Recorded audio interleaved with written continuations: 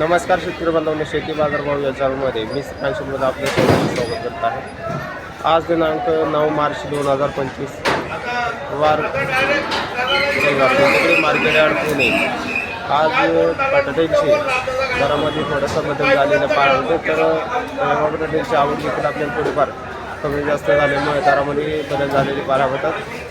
तसेच आपण चॅनलवरती नवीन असाल तर चॅनलला सबस्क्राईब करा, जेणेकरून आपल्याला तुमच्याकडे मार्केट यार्ड पुणे केलं शेतमालाचे दर होते.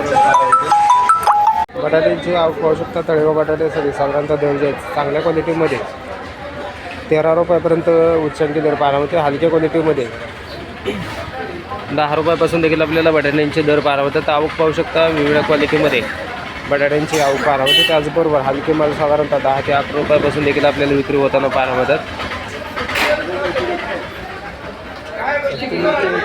तर थोडीशी आवक जी आहे ते साधारणतः मार्केटमध्ये आज कमी पाहायला होते. तर तळेगाव बटाट्यांसाठी साधारणतः 13 रुपयापर्यंत दर पाहायला होते.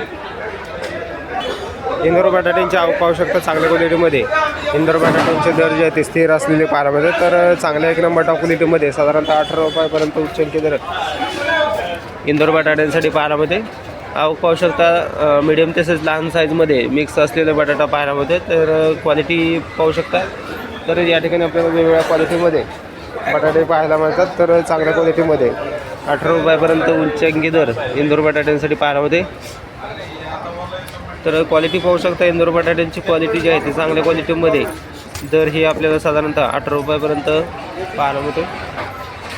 हलके माल जे आहे ते 15 रुपयापासून देखील विक्री होताना पाहायला मिळतात.